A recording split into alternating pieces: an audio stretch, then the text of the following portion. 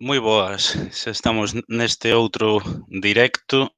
Vamos a ver que estou colocando aquí isto un momentiño. Bueno, estamos noutro directo, voulle dar paso agora en 2 minutos a Anselmo, pero estamos noutro directo desta campaña do Reino de Galiza, é unha campaña que impulsamos conxuntamente co Departamento de Cultura da Deputación de Coruña, que comezou neste mes de xullo. E realizamos distintas actividades, distintas conversas, que logo pasamos para YouTube, tamén para iVoox, tamén, artigos, temos, infografías, bueno, vídeos para TikTok, un poquiño de todo, que o que busca é achegar, pois, ao maior público posible, pois, todo este contido relacionado coa historia do Reino de Galiza, non? Para iso, deixei aí, bueno, a páxina reino.orgullogalego.gal, que é unha páxina que creamos para subir todo este contido que podedes ver. Temos bastante material xa e vamos a ter xa nos vindeiros días un pouquiño máis. Nada máis, entón hoxe vamos a conversar con Anselmo López Carreira. O título desta conversa é A desaparición do Reino de Galiza da historiografía española. Unha conversa que logo vai a quedar subida tamén no YouTube e no iVoox, sobre todo para toda a xente que non poida estar en directo, non? Temos outra conversa del no YouTube que mantivemos o ano pasado, que logo pasaremos por aquí a ligazón, e nada máis. Voulle dar paso e vamos a comezar agora. O Hola, Hola, boas tardes. que tal? Bueno, sigo escoitándoche ben, Moi ben. e ti a min tamén, Sí, sí, verdad? perfectamente Sí.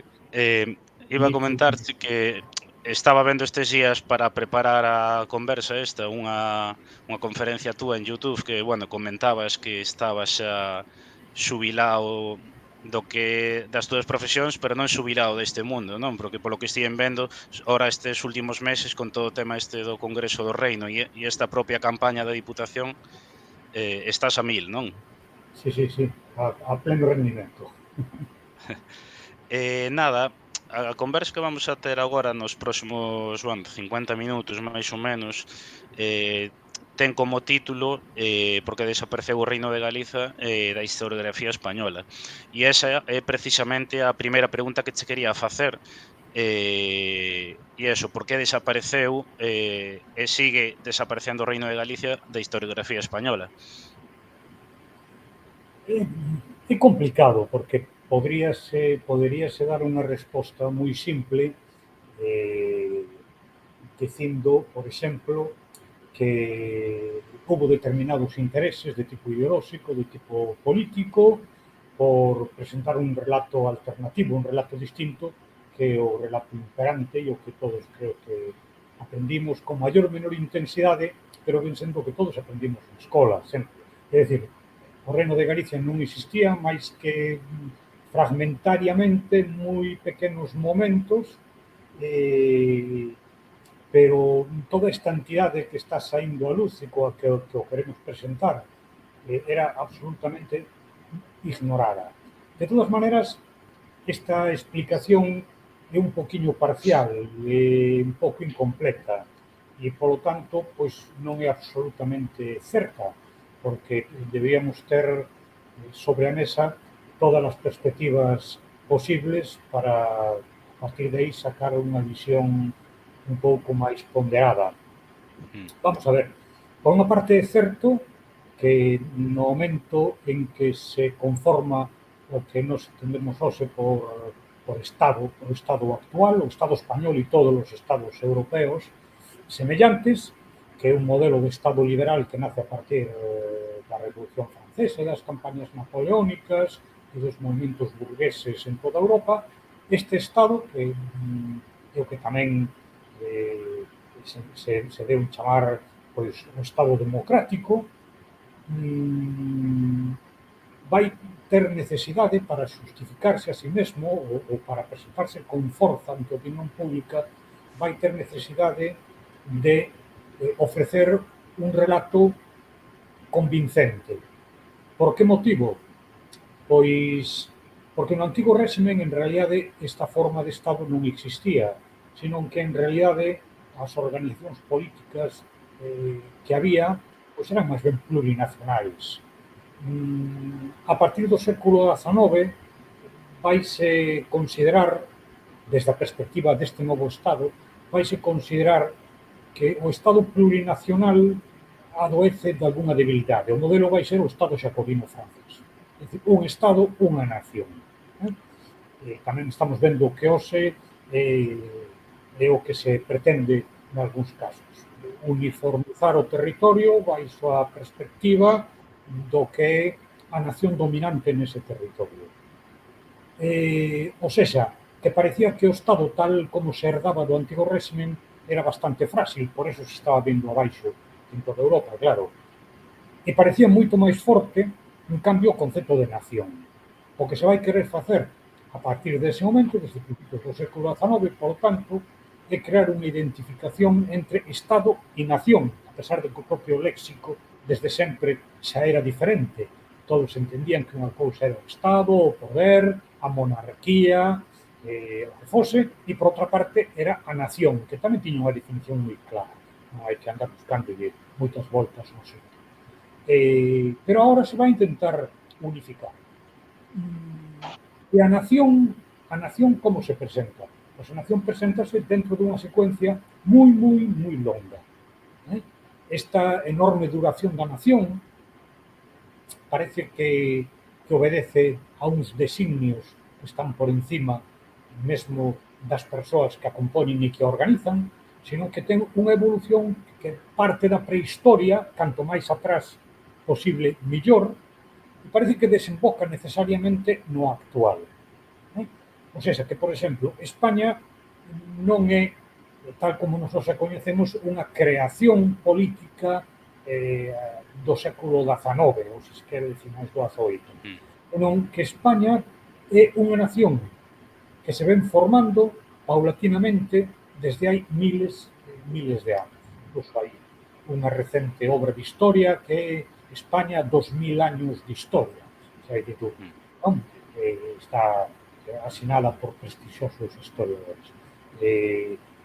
Entón, o concepto de nación parece moi forte, pero hai que justificarlo históricamente. E entón, o historicismo, que vai ser a búsqueda destas raíces históricas, o historicismo vai ter un papel determinante na formación do Estado contemporáneo. Ben, no relato historicista que vai adoptar España, Galicia, por unha parte, está de máis porque rompe a secuencia que se quere presentar. A secuencia que se quere presentar é a poder ser desde a provincia romana de Hispania, que non existiu nunca, ou un pouco posteriormente, a partir de aí, desde o reino visigodo, porque o reino visigodo presenta moitas concomitancias, por visto, coa España decimonónica, é un reino católico. España ten unha revolución burguesa, como sabe, bastante incompleta, que para algúns autores fracasada.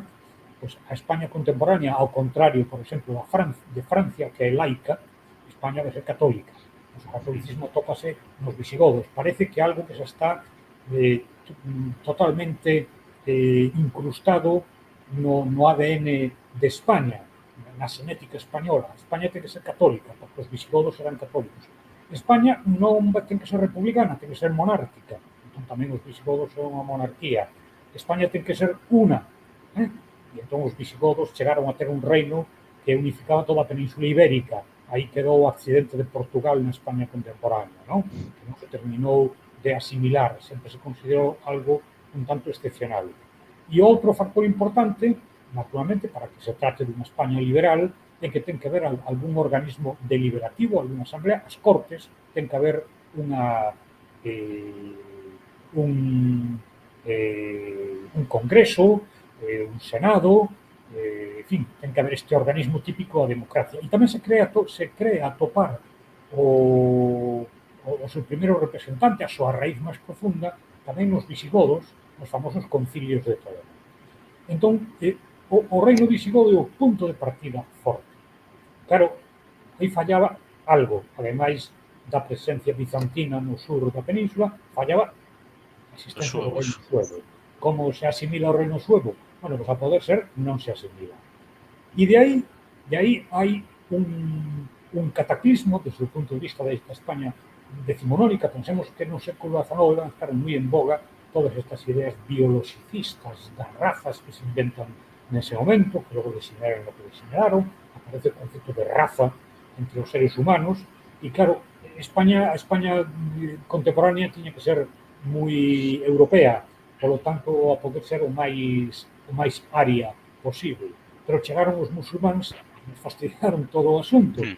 Entón, que se vai? Bueno, pois ese o outro a gran crise de España, a perda de España, que se chamou, pero que afortunadamente se recupera en Asturias. Asturias se crea un reino que resiste e que depois pasa a León, pasa ao reino de León, ven a Reconquista e entón os visigodos parece que salvan, hai unha ponte aí pola que salvan esa catástrofe africana dos mouros, se salva e se vai reconquistando a península e ademais repoboando, para que non quede un mundo, vaise repoboando.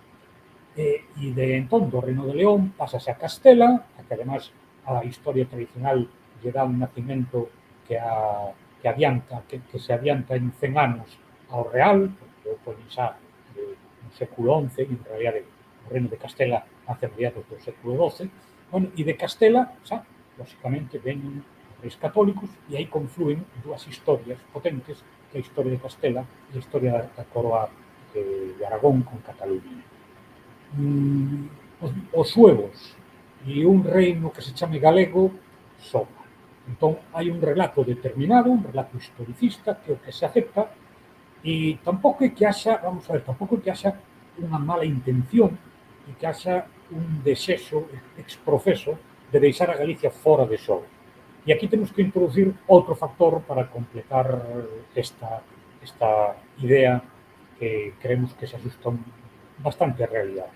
E outro factor é que, en realidade, este esquema historicista oficial academicista español non ten que loitar contra outro esquema histórico alternativo en Galicia, porque prácticamente non existe.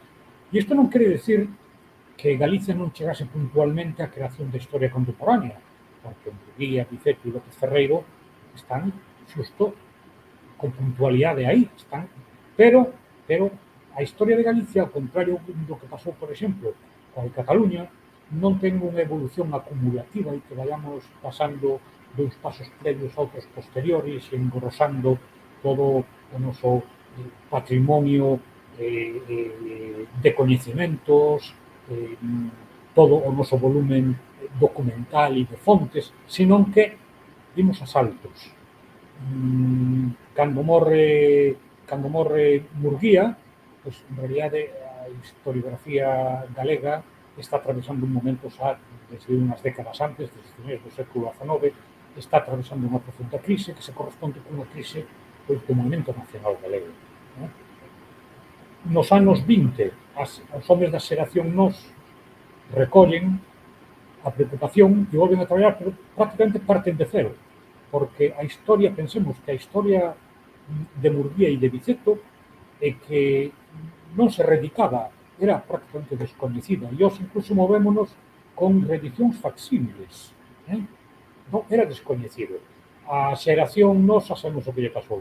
Chega o 36 e é laminada totalmente e entón vai tardar moito en recollerse o traballo de investigación de historia de Galicia. Por lo tanto, eu diría, xa resumo e remato, que por unha parte hai unha intencionalidade política de demostrar que o Estado español é igual á nación española e que ten unha longa historia que vai conducindo ata onde se chegou, e por outra parte hai unha debilidade historiográfica por parte de Galicia que é, por tanto, incapaz de presentar un escudo e unha alternativa fronte ao relato oficial. E, sen embargo, eu, sobre isto que comentas, non, unha reflexión, a ver se me entende. O que hoxe España, o Estado español de algún xeito construíuse pola suma de distintos reinos entre os que estaba o galego, non? O que quero dicir é que, aínda que o reino de Castela acabou por ser o dominante, ese estado que se chama España deu unha suma de distintos reinos, mais é algo que a historiografía non ten en conta, especialmente co galego, non? E dun xeito ou doutro, e sin obviar que teñamos unha identidade propia ao longo da historia, é certo que Galiza fixo parte nestes últimos séculos diso, esa historia debería de facer parte, en teoría, non, desa historia de España, pero que na práctica non é así. Parece moi correcto o que dis e creo que desto hai que ser moi conscientes. Tampouco podemos enarbolar a bandeira de que a historia de Galicia é completamente distinta e allea e que por unha parte está a historia de España e por outra parte a historia de Galicia. Como moi ben acabas de decir, España, o actual Estado español, tamén se foi construindo co concurso destes distintos reinos que dunha maneira ou de outra, polas boas ou polas malas, intégranse para construir o que vai acabar sendo a historia de España. Porque, claro, vamos a ver, a historia a fan as sociedades humanas, pero non a fan con mesma intensidade todos os sectores e clases sociais que a componen. Entón, en Galicia houve tamén unhas élites que prácticamente desde sempre están puxando en determinada dirección. E o século XIV creo que é un momento no que isto se ve moi ben. Particularmente, eso estaba funcionando desde antes e seguirá funcionando despois, pero no século XIV vese moi ben, porque vai haber un enfrontamento entre sectores dirixentes da sociedade galega que apuntan precisamente cara á integración na coroa de Castela e hai outros sectores que presentan unha alternativa algo diferente. Non que non acepten formar parte da coroa de Castela, pero probablemente dunha concepción determinada, alternativa e distinta do que era a coroa de Castela. Entón, efectivamente, eso é certo. Non se pode esquecer que a confluencia da coroa de Aragón con Castela foi un proceso pois decidido e conducido por élites de ambas partes. O reino de Navarra foi integrado pola forza, ainda que tamén había un partido que era propenso a eso, proclive, outro cara a Francia. En Portugal non pasou eso, en Portugal non pasou pois porque aí non houve acordo posible. E en Galicia, no século XV, pois, houve episodios de violencia na integración de Galicia na coroa de Castela ou na plena integración do que vai ser o Estado moderno. Vai haber conflictos, pero pesaron máis os sectores que estiveron a favor disso. Claro. E sobre o que comentabas antes, que falabas, bueno, facendo un percorrido, unha xustificación da desaparición do Reino de Galicia da historiografía española, claro, eso provocou un relato único ao longo, un relato que tamén chegou os manuais académicos, e eu non sei se ti coñeces unha anécdota que hubo aí unhas semanas, e é que no programa de Saber e Ganar da Dúas preguntaban sobre uns povos bárbaros e xermánicos que se instalaron na provincia de Galicia, e lle preguntaban á persoa que pobo era este. Claro, aínda que lóxicamente é un concurso de acertos e erros, e o lóxico é acertar e errar, esa persoa respostou categóricamente os visigodos. E a continuación unha persoa galega correxiu dicindo que eran os suevos. Bueno, eu o que quero preguntar con todo isto é se ti pensas que esa resposta indirectamente, inconscientemente, obedece a xusto ese relato que ti explicaches antes e que están todos os manuais académicos, non? Porque eu creo Pois, que ningunha persoa respostaría que non estiveron os romanos en Hispania, pero sí, pero mira, eu entón podoche contestar tamén con outra, que non é unha anécdota, é un feito, pois, por desgracia, absolutamente real, e non é único, por desgracia, por tanto, máis grande, e é que os concilios que se celebraron no século VI en Galicia, no reino suevo, e que claramente son concilios en época sueva e ademais no que aparecen os reis suevos, Teodomiro nun caso, Miro noutro, e tal.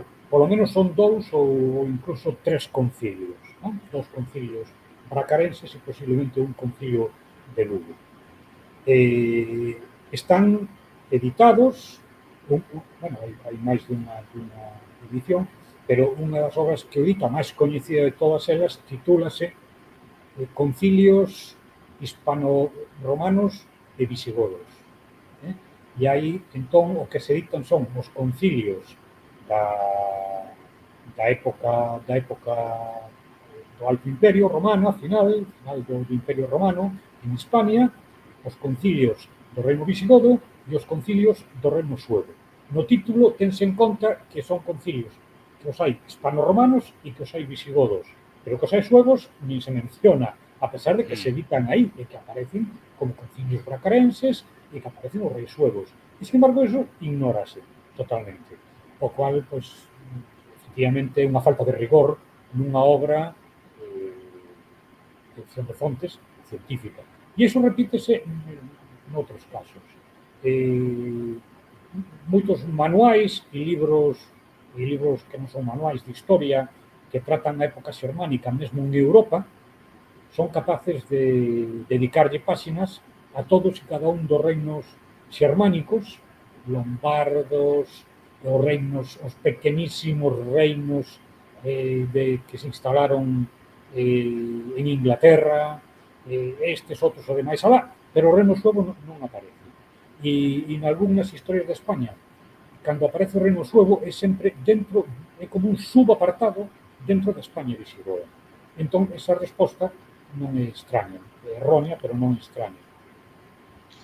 E logo, algo que che quería preguntar é que, bueno, desde que comezamos esta campaña da manda do Departamento de Cultura da Deputación de Coruña, xa no mes de xullo, recibimos moitísimos comentarios, a maioría de xente con moitísimo interese en aprender, non? Pero tamén uns poucos que afirman que, bueno, que son cousas do pasado, que non pinta nada no 2022, que non vai a cambiar a situación actual. Entón, eu o que che quería preguntar é que papel pensas que debe ter a historia na actualidade e cal pensas que é a función da mesma, da Claro. propia historia, non? Home, ese argumento que citas, que dis, é bastante gracioso. Eso quer decir que se suprime a historia, porque Claro. non se tratará de suprimir só a historia do Reino de Galicia. Habrá que suprimir toda a historia, porque fala de feitos pasados, sempre. Bueno, ten, é unha opción. Que papel ten a historia? Vamos a ver, unha cousa creo que é certa e que se comproba, e é que a historia non vai cambiar o presente. O presente é imposible de cambiar tamén, non? E non creo, ademais, que vai a alterar ni siquiera as posicións con respecto ao presente e con respecto ao futuro que temos. Eu teño dito en varias ocasións, cando coñecín o nacionalismo e me escribín o nacionalismo, eu do Reino de Galicia non sabía nada, polo tanto non me fixo falta ninguna que existise o Reino de Galicia o que deixase de existir. Foron factores da actualidade, da situación presente e da posición que podamos facer de aquí cara ao futuro. O pasado non vai cambiar eso. É dicir, non vai haber máis nacionalismo porque Galicia fose un reino, nin menos porque deixase de ser. Que función ten coñecer a existencia do Reino de Galicia? Pois a función que pode ter a historia. Entón, isto xa nos daría para demasiado. Claro, desde a famosa frase de Cicerón, que o pobo que non coñece a historia pois é como un neno porque carece de pasado, vive únicamente o presente, totalmente un ser totalmente inconsciente. Entón, bueno, pareceme que está fora de lugar xustificar a necesidade da historia, como creo que tamén está fora de lugar xustificar a necesidade que se da filosofía, aínda que se saque os planos de estudio de secundaria, ou das matemáticas, aínda que moita xente diga para que as matemáticas, eu saio pola mañá, vou a compra, non me fan falta para nada as matemáticas. Bueno, non creo que haxa que justificar a necesidade da historia. Sería tanto como justificar a necesidade da cultura. Que se pode vivir na incultura? Perfectamente. Claro. E logo, a hora do estudo da historia, ti pensas que é posible separar a ideoloxía do estudio histórico e da construción da historia de calquera nación? Vamos a ver, non é posible nin o estudo da historia nin o de nada. Tal vez, en primeiro lugar, porque incluso un escolle aquilo que lle interesa en función das súas coordenadas mentais. Digamos, Claro, entre elas está a ideoloxía. Si nos centramos específicamente no campo da historia, pois claro, non, porque acabo de decir, é imposible prescindir da ideoloxía. Ahora ben, hai que colocar todo no seu lugar. Nesto, George Debye xa o ten expresado perfectamente. Un móvese no seu propio campo mental, pero desde o momento en que ti empezas a traballar coas fontes e empezas a ver a realidade, aí tes que ser honesto. E iso non o podes cambiar en función da ideoloxía, aínda que ti non vayas a renunciar a túa ideoloxía. É dicir, se eu, por exemplo, creo que efectivamente na Edade Media se falaba do Reino de Galicia, se ora resulta que me encontro con que a documentación non fala deso, pois non o podo soster, por moita ideoloxía que ten. Entón, George Debye o dicía, a ideoloxía ten un percorrido previo. Posiblemente, ou con bastantes probabilidades, a ideoloxía orienta as túas preguntas. Eh? Por exemplo, se eu non tivese determinada percepción do ser de Galicia, pois se cadra non me tería interesado pola existencia ou non existencia dun reino de Galicia. Se eu vivise noutro ambiente, pois ao mellor me interesaría moito máis a historia da Igrexa, e o que me preocuparía sería pois, os asuntos da historia eclesiástica, ou me preocuparía da historia exclusivamente social, por exemplo, dos momentos sociais na Edade Media, e tal. Hai unha escolla nas preguntas que faz e no teu campo de interese. E aí sí que influe naturalmente pois, a visión que ti tens do mundo. É inevitable. Ahora, fagas o que fagas.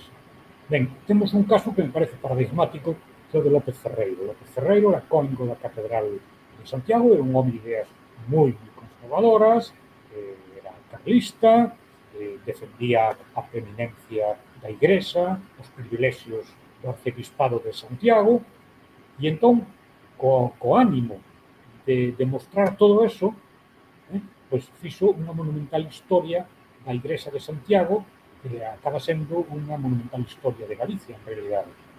Entón, é evidente, e a través das páxinas véselle por onde respira. Pero construiu unha historia científica dentro do modelo positivista da época que traballa do século XIX. A súa historia, os seus traballos, son imprescindibles para toda aquela persoa que quere traballar a historia de Galicia. Por que? Pois porque hai honestidade. Ela ten os documentos, as fontes que hai, e hai honestidade. Non son, polo tanto, contradictorias. E que en realidade, sin ideoloxía non vive ninguén. claro. Sen embargo, foise capaz de invisibilizar a historia do Reino de Galicia, aínda ti podes falar mellor deso, tendo presenza en numerosas crónicas, mapas cartográficos, non? Ou seja, non é algo que se fale ou que haxa citas moi concretas, senón que ao longo de varios séculos a súa presenza na historiografía europea é habitual, e nas crónicas da época. Sí, o que pasa é que as fontes hai que interpretalas. Eh? Eh, un dos preceptos do historiador é que os documentos só van responder aquilo que lles preguntas. Non por estar aí está nidiamente claro. Claro.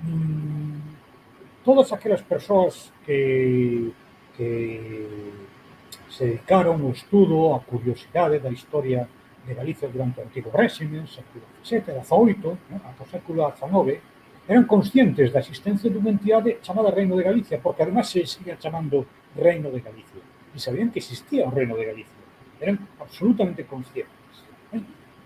Tanto en Galicia como fora de Galicia. Sabían. Galicia era un reino, foi e se denominou reino ata 1833, por exemplo, entón non se podía ignorar a existencia do reino. Que ocorre? bueno, pois que a historia que se facía no século XVII e no século XVIII non tiña unha preocupación real por recoñecer a existencia de Galicia como unha entidade, senón que se preocupaba máis ben pois, da Igrexa, da nobreza, e entón tampouco se atopaban co problema de identificar cal era o país. O país, efectivamente, Galicia e era o Reino de Galicia. De acordo? Por tanto, cando chegamos a finais do século XVIII ao século XIX, que nace a historia contemporánea, o problema que se atopan os primeiros historiadores é que, sí, efectivamente, colles a Felipe de la Gándara, por exemplo, colles a Vasco da Ponte, colles tal, e ali aparece o Reino de Galicia. Pero ahora ben, onde están as fontes e onde está a documentación e que podemos interpretar? Isto era desconocido. Murguía e Viceto tiñan moi claro a existencia do Reino de Galicia, pero tiñan tamén poucos elementos de xuizo e poucas fontes para justificalo dunha maneira moi convincente. Tiñan poucas. En canto empeza a haber documentación, tamén empeza a surgir a pregunta. Deixemos aparte a Murguía e Viceto, que como se dixen, sí que se fan a pregunta. E empezan a albiscar algo por aí. Empezan a dicir, bueno, isto que se chamaba o Reino de León, realmente máis ben era Galicia e tal. Xa empezan. Pero non tuveron oportunidade de profundizar a fondo deso porque se presentaron que sí unhas obras enormes que foi facer toda a historia de Galicia, claro. A historia de Galicia Claro. de Murguía acaba no século X. Imposible, non puderon ir máis alá. Pero, por exemplo, citemos a un historiador moi curioso, moi interesante, da segunda mitad do século XX, que é Rubén García Álvarez. Rubén García Álvarez era médico, de profesión era médico, de Ribadavia. Pero atopouse ou dirixiuse ás fontes e é un home que ten o mérito de ter sacado, eso non lle deu demasiada fama fora do mundo dos moi especialistas, pero de ter sacado a documentación altomedieval. E entón, el aí sí que empeza a ver xa nos documentos que el vai descubrindo e que eran a maior parte de documentos inéditos aínda, el vai vendo que está presente en Galicia. Este home morreu un tanto prematuramente, ¿vale? Pero nun artigo publicado en Grial faise unha pregunta, porque el publica un artigo que é a contribución, algo así, non sei textualmente o título, pero é a contribución de Galicia na formación, non sei se de Castela ou algo así. Entón, efectivamente, el quere ver como Galicia contribúe durante a Idade Media á formación dese reino, desa coroa, da coroa de Castela. E entón, é unha preguntiña que deixa ao final, creo que ao final do artigo, e di, máis ou menos, bueno, e desto habría moito que falar, porque en realidade todo iso que se ven chamando Castela, en realidade chamábase Galicia. Deixa a pregunta esa, o sea, que lo ve, pero tampouco tivo oportunidade de seguir profundizando. E nesa época, nos anos 60, a universidade, pois, non ia por ese camiño, iba por outro derroteiros. En realidad tardou en haber realmente unha facultade de historia e tardou en haber unhas jornadas de historiadores novos que se formasen nas novas metodoloxías e que además tivesen como objetivo investigar e traballar a historia de Galicia. E sobre todo isto da historia, eu quería facerche dúas preguntas nunha, e é, primeiro, se ti ves, xa que levas todos estes anos traballando no que na historia medieval, se ves un auxe, polo menos un maior interese na xente e na produción de todo o que está relacionado coa historia de Galicia, pois eso, vemos congresos, seminarios, proxectos como este, incluso tamén pois o documental do Reino Suevo que se emitiu na TVG, chega a ser o máis visto na web da TVG. Se pensas que hai un auxe, pero pola outra parte, se aínda así pensas que é insuficiente porque na práctica, claro, nos programas escolares pouco ou nada se estuda, entón é moi complexo ter toda esa actividade por un lado, pero logo que nos manuais académicos, na ESO, no bacharelato, etcétera, que non se corresponda, non haxa esa equidade no sentido de que esa presenza exista tamén nos manuais. Entón, eso, como ves, se ves un auxe, un maior interese, pola outra parte, a necesidade de ter un manual escolar que tamén faga referencia a el. Sí, sí, que hai interese, pero non de agora, sino xa de hai tempo, de hai décadas. O que ocorre é que os traballos de investigación son laboriosos, lentos e calados. Non pensemos que de boas a primeiras, de pronto, vamos a solucionar todo e a facer unha historia de Galicia magnífica, tal, porque a historia, os compendios de historia, a síntesis de historia, tense que facer a partir de moitos traballos que podíamos denominar en comparación con ese de microhistoria. Eh? Pero hai departamentos e hai historiadores que levan traballando desde hai moito tempo. O departamento, por exemplo, de Historia Moderna, na Universidade de Santiago, pois leva acumulando datos e facendo barridos de fontes que son moi abundantes e hai que traballalas con moita paciencia. Dentro do Departamento de Historia Medieval tamén.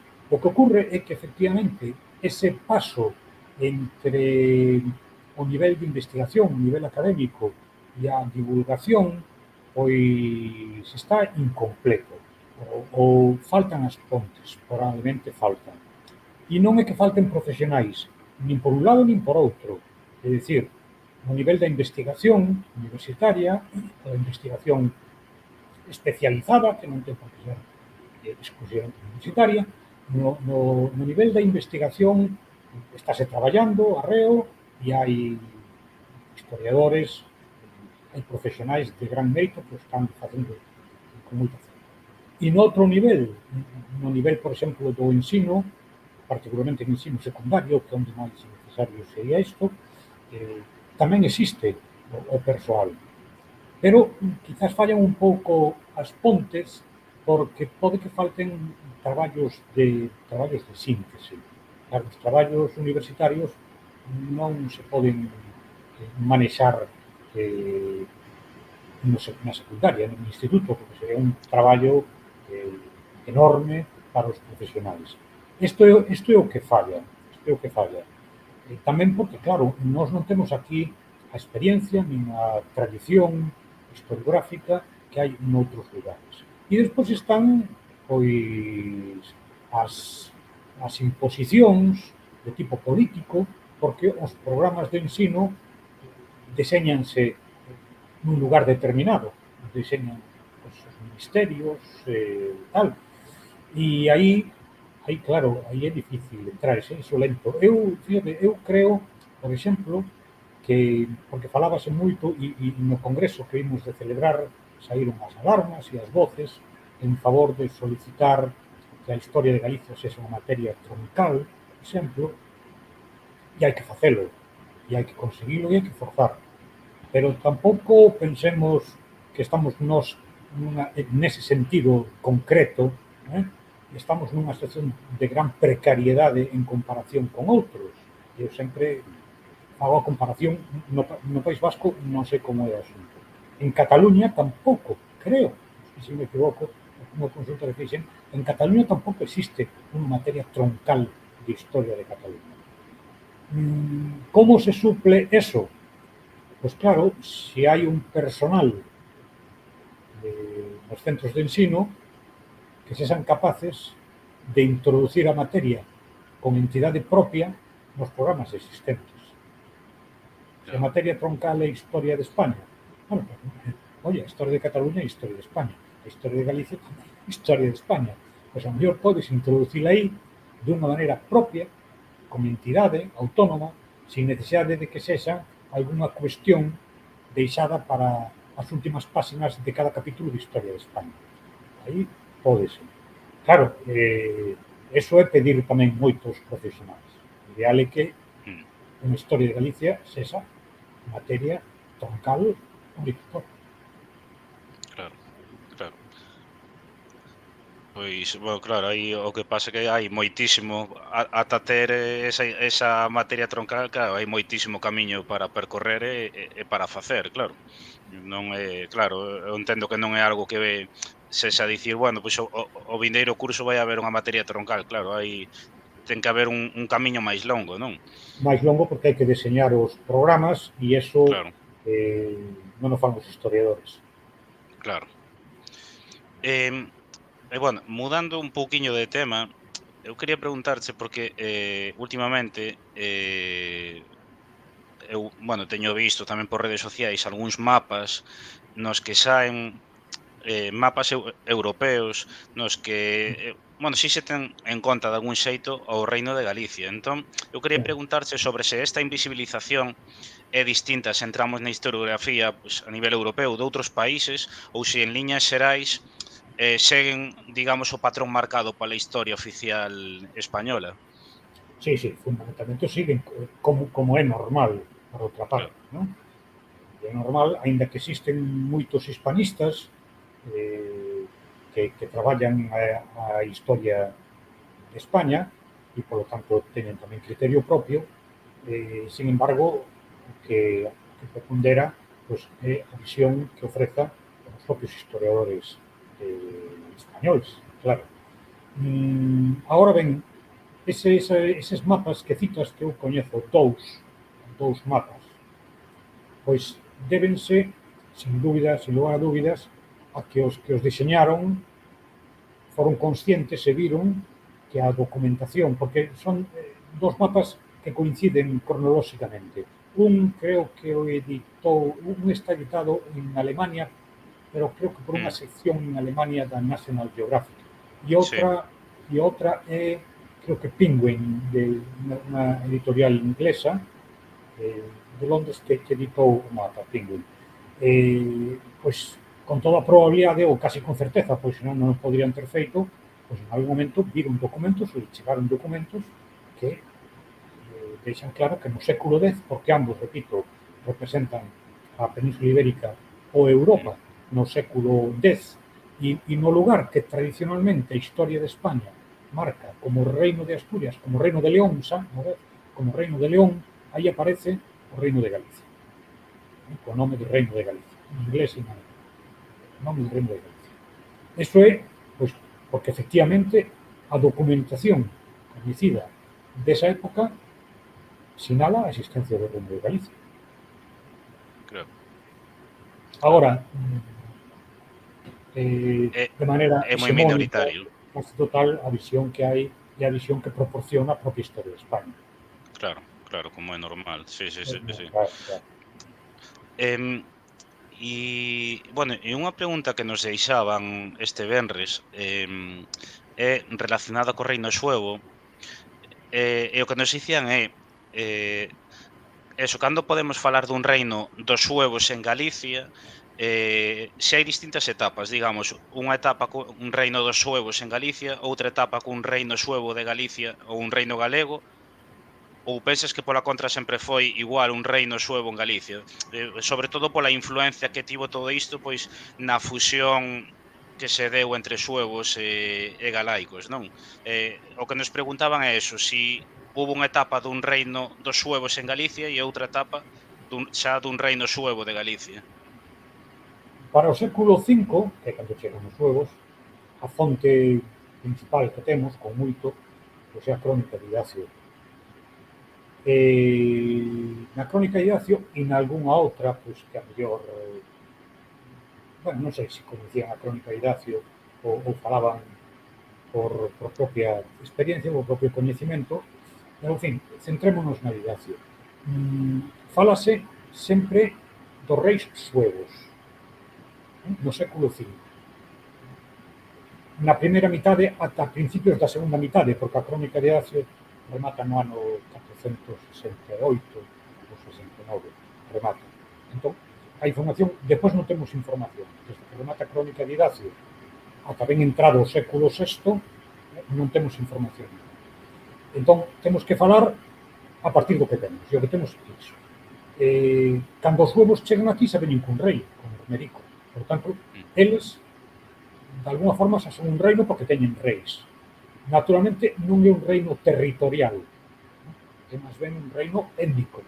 Son os suevos, ao que se chame suevos, todos os que veñen con eles, todo un conjunto de povos que chegan con eles, pero os reis son suevos. E en ningún momento no século V, ou polo menos no período que cubre a crónica, en ningún momento se fala de reino de Galicia, senón que mesmo aparece dunha maneira moi nítida separadas dúas comunidades. Unha é a comunidade dos suevos cos seus reis, e os reis son reis deles, e outros son os galaicos, que os galaicos son romanos. Acordo?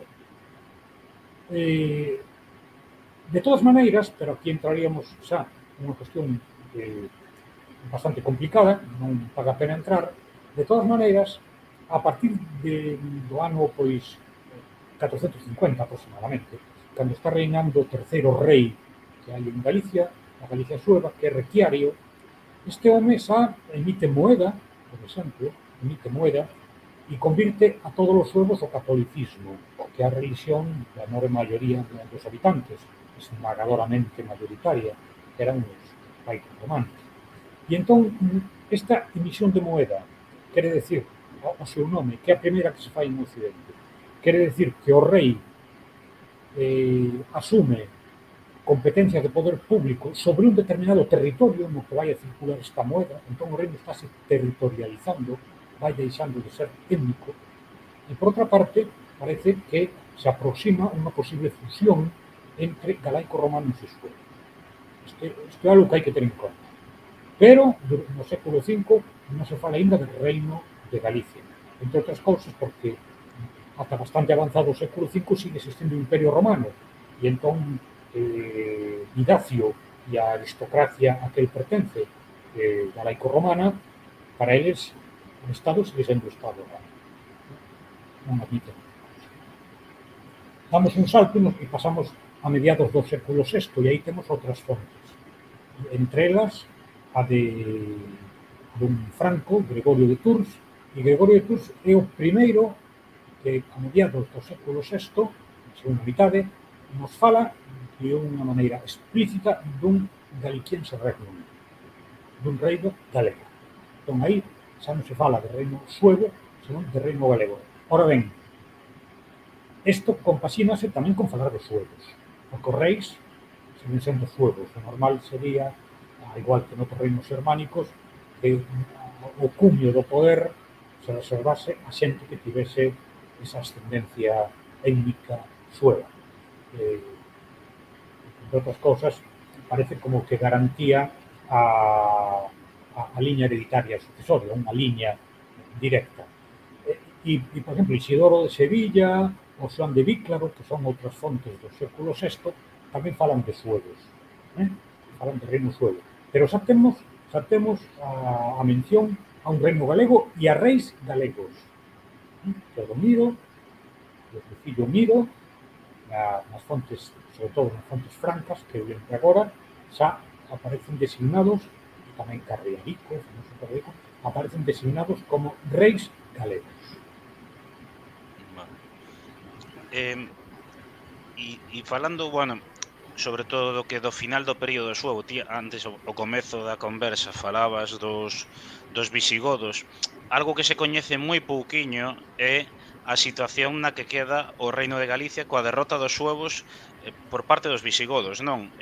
Coñécese case nada e maioritariamente pois o que se di é que o Reino de Galicia desaparece e acaba integrado por parte dos visigodos. Entón, un poquinho unha resposta rápida, pois un pouco de eso, cal é a situación na que queda o propio reino? Ter en conta unha cousa, sempre, telo moi presente, e é que a partir dese momento de finais do século VI, e particularmente durante o século VII, que é o século visigodo, as fontes son escasísimas, sobre todo para Galicia. Algúnas fontes que vai haber son xa fontes que tratan o reino visigodo en conxunto, pero fontes para Galicia moi escasas. Entón, a partir do que temos, que podemos decir?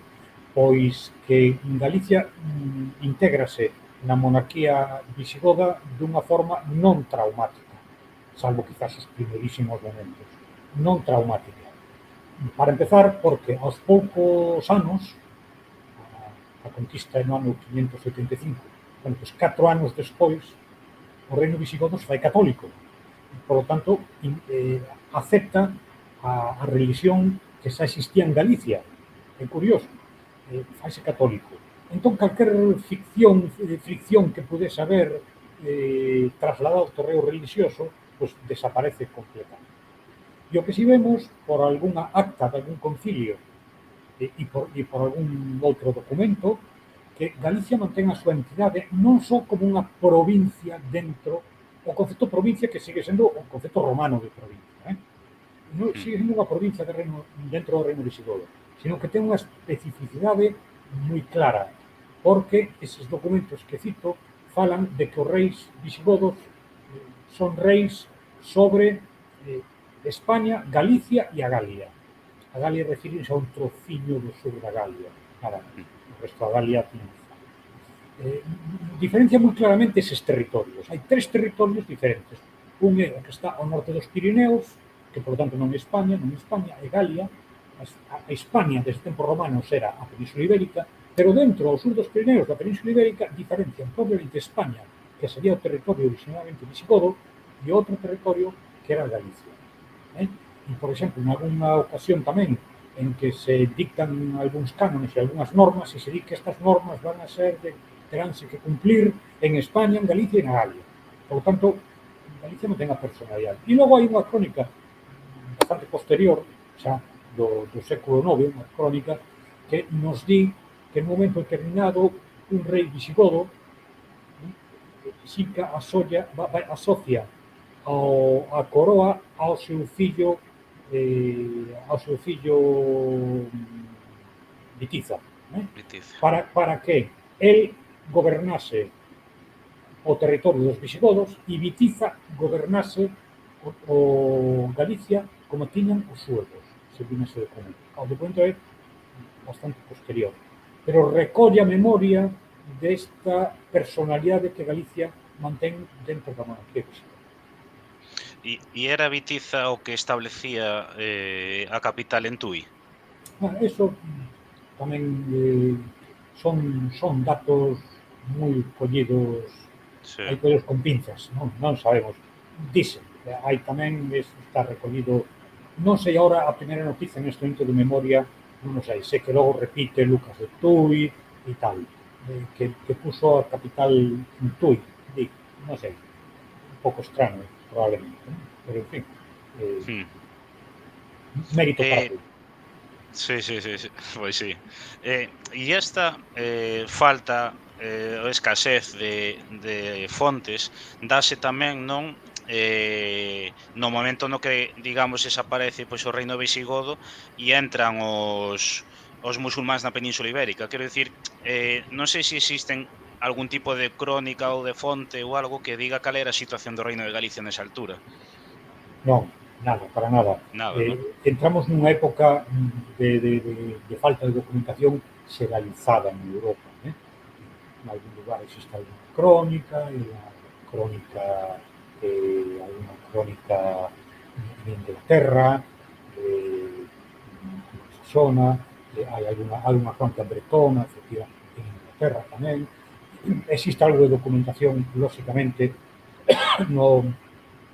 quizás no Estado mellor organizado nese período, que era o Imperio Franco, tamén existe algo, na Península Ibérica moi pouco, e a única crónica, temos unha crónica contemporánea, máis ou menos, tampouco exactamente, contemporánea aos acontecimentos, quero dicir, a chegada a ruína, a desaparición do reino visigodo e a chegada do Islán á península, que é unha crónica do ano 754, por lo tanto, a chegada dos musulmáns en 711, pois isto ven sempre a 40 anos despois, que é a chamada crónica mozárabe, do ano 754. Esta crónica dá moi pouca información acerca do que ti preguntas. E xa, bueno, entrando xa no final, comentar, bueno, se algunha persoa quere facer algunha pregunta que non la deixe porque estamos xa para rematar. Si quería preguntarche algo e é que e non lo teñen comentado a nós tamén en moitas publicacións, non é que algo que chama moita atención no noso país é a multitude de construcións románicas que temos. Entón, eu quería preguntar se ese esplendor cultural con centos e centos de igrexas, a propia Catedral de Santiago, o Camiño de Santiago, bueno, posteriormente unha lírica medieval, se todo iso representa de algún xeito un momento de esplendor do reino. Creo que sin dúbida, non? Podemos facernos a típica pregunta, bueno, e como vivía a xente, como vivían os labregos e tal e cual, todo eso. Pero a cultura e especialmente a arte, as artes plásticas, son sempre unha mostra da situación que se encontra un país. E o florecimento de Galicia, o florecimento artístico, como ti moi ben sinalas, con esa eclosión do románico, non só en Santiago e non só nas catedrais de Galicia, senón en todas as pequenas igrexas que hai ciscadas por todo o Sí. país. Eu creo que eso non sería posible se non se atravesase un momento de esplendor non só cultural, senón tamén económico, porque claro, as obras había de costeadas, claro está. E a Em, chamada era Compostelán, que é un dos Compostelán, momentos sí. esplendorosos de Galicia medieval. Que aparte é curioso, non? Porque ese momento de esplendor, digamos que non existiría se non houbera un reino forte con proxección, non? Quero dicir, aí é cando se chocan as historias que hai. Se o Reino de Galicia non existía, non podría existir, digamos, todo Sí, este sí. momento de esplendor. Sería un caso ben atípico que un territorio marxinal totalmente desorganizado, como parece que se ten pintado moitas veces esa Galicia da Alta e inclusive da plena Edad Media, dependente de unha de un reino que era totalmente alleo, como se sea dependente dun reino de Asturias ou dun reino de León, se esa situación se dese de que Galicia era un territorio marxinal dependente, como se iba a dar ese florecimiento artístico? Como sería posible que o idioma no que se escribe a lírica e que falaban os monarcas daquela época fose o idioma precisamente do territorio marxinal e non do territorio central? Eso sería absolutamente excepcional e atípico. Claro. Que sobre isto, e xa rematamos, preguntábanos estes días, tamén para esta conversa, de cal era o papel do galego no Reino de Galicia. Que papel tivo, non? Claro, ahora non vamos a facer un percorrido todo ao longo dos séculos, non? Pero sobre todo, eu creo que ceñilo a ese momento de maior esplendor. Home, pois fíxate, o galego foi a lingua da lírica, bueno, lírica e música, ¿no? Os cancioneiros no século XIII, XIV, incluso todo desde avanzado o século, de final do século XII ata o século XIV. E se deixamos a un lado a lírica, a creación literaria, o galego como lingua en prosa, pois foi a lingua, vamos a decir, oficial. Non existía naqueles momentos o termo de lingua oficial por decreto, pero é a lingua que utilizan os notarios, que se utiliza en obras en prosa de tipo científico, por exemplo, pois ata bastante entrado no século XVI. Os contratos de foros, de compravendas, testamentos, redáctanse en galego, pois os últimos que temos vai decaendo desde finais do século XV, pero non desaparece de golpe, senón que os últimos documentos son aínda do ano 1530 e tantos. Claro. Pois, bueno, con isto estamos nos 55 minutos, entón vamos a rematar. Eu quería eso, agradecerche que estiveras connosco aquí hoxe, porque sei que levas uns meses e moita actividade. Ah, encantado, E, encantado.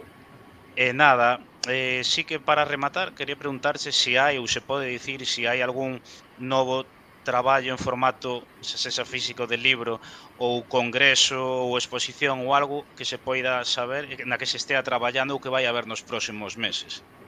Sí, sí, vaya.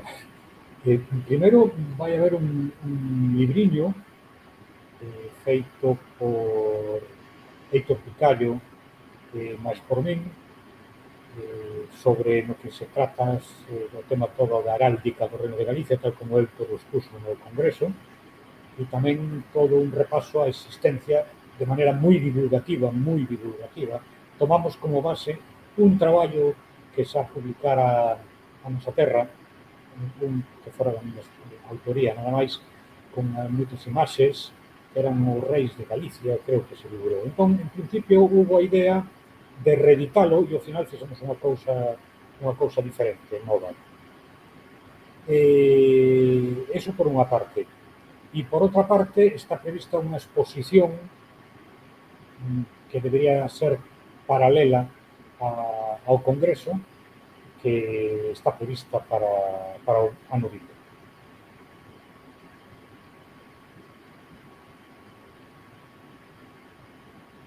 Non sei se me escoitastedes ben. Se me desconectou isto así de golpe, non sei por qué. Xa se me escoita, verdad? Sí, sí, eu escoito, Sí. pero non sei se a mí se me escoitou. Eu, Quizá lo a min é repito que brevemente. Hai un vale, libro sobre o Reino de Galicia, sobre os reis, que con sí, moitas imaxes medievais. Eh, Temos todas as imaxes de reis que se poden atopar en Santiago, en Oviedo, en León, un traballo moi interesante, moi fermoso, e temos tamén no mesmo libro a obra sobre heráldica que fixo Heitor Picario. Iso por unha parte, un libriño en plan divulgativo. sí.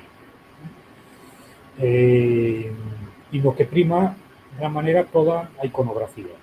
Isto é o que prima. E despois está previsto e en marcha e moi avanzada,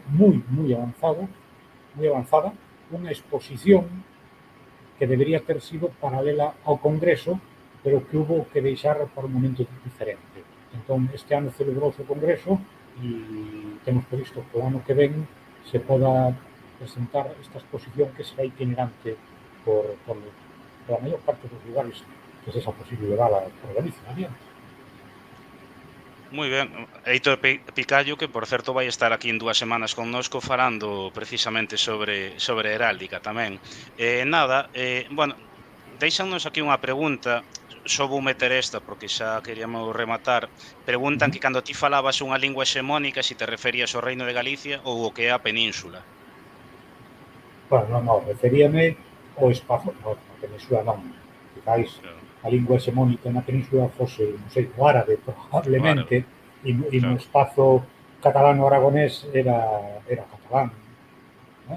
claro, Eu refiro ao espazo do que é esa gran concepción do Reino de Galicia, abarcando Galicia, Portugal, León, tal, inclusive Castela, porque nos esquezamos que o rei da coroa de Castela no século XIII, Afonso X, pois a súa obra poética fixo en galego. claro, claro. Vale, pois nada, eso, con isto rematamos e novamente eso, agradecerte a túa disponibilidade. Eu vou continuar 5 minutiños, pero deixámoste xa marchar. De acordo, Bosa, pois moitas gracias, encantado. Boa tarde. Graciñas a ti. Chao. Vamos a ver. Aí está. Aí estamos. Que hubo un momento que se me pechou isto, a conexión, e non sei se foi só a min ou a xente que está desconectada, se me vistes tamén, se eu seguía conectado ou se me cortou a imaxe. Porque me saíu aquí unha pantalla de que estaba fora de conexión e que había un problema. Eh, Parece que xa solucionado, non sei que puido ser. Bueno, non sei que vos pareceu, a verdade que moi ben, moi divulgativo Anselmo, como sempre, e eu creo que achegou ideas moi interesantes. Hoxe non nos metimos tanto en cuestións moi concretas o período do Reino de Galiza, foi máis unha visión xenérica porque temos na nosa canle de YouTube outra conversa con el de maio do ano pasado, na que falamos eso do reino medieval de Galicia e xa falamos de cuestións moi concretas, falamos da Reconquista, do reino suevo, nos metemos un poquinho máis no reino visigodo, e que eu vos recomendo ver. Está na nosa canle de YouTube, na lista de reproducción de Conversas Orgullo Galego, e senón en YouTube poñendo Orgullo Galego Anselmo López Carreira podedes vela e eu creo que está moi interesante. Cortouse a miña sola, non? Que non sei que puido ser, pero bueno, foi por sorte foi un momentiño porque pensei que se me cortaba internet porque dicía que non tiña internet. Bueno, antes de marchar, quería dicirvos, esta semana vamos a ter 2 novos directos. Este mércores ás 8:30 vai estar connosco neste ciclo de conversas o Reino de Galiza que facemos da man do Departamento de Cultura da Deputación de Coruña, vai estar connosco Francisco Rodríguez, Paco Rodríguez, que é un histórico dirixente político, profesor tamén, e acaba de sacar agora un libro de 2 tomos, unha etapa estelar e conflictiva do Reino de Galiza, e vai estar connosco para falar precisamente deste libro, pero tamén do que é esa etapa de esplendor e conflictiva do século X, o século XIV e XV, non? Vamos a conversar con el sobre isto, e vai ser o mércores ás 8:30 aquí en Twitch. Logo os xoves, fora deste ciclo, vamos ter un novo directo con Lidia Mariño, que ela é investigadora de antropoloxía comparada e xa estivo connosco aquí o ano pasado falando sobre mitoloxías, en concreto sobre a Bella, quen é a Bella, que ella dá nome ao arco da Bella, non? E vai estar connosco para falar sobre mitos e ritos do tempo de defuntos. Temos unha conversa co antropólogo Rafa Quintía en YouTube sobre iso, pero vamos a falar con ela pois xa de cuestións concretas, exemplos e ritos, vamos a comparalos coas fontes que hai de ritos e figuras mitolóxicas a nivel europeo, entón vai estar os xoves ás 8:30 tamén.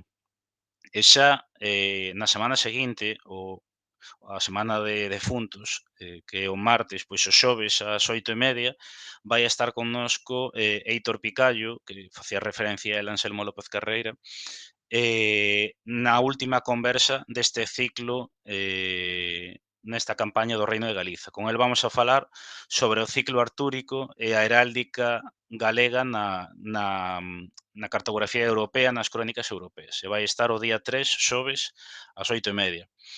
Entón, bueno, animarvos a seguir estas conversas e tamén a ver todas as que temos, máis de 40 xa subidas na nosa canle de YouTube e que estamos subindo tamén en iVoox.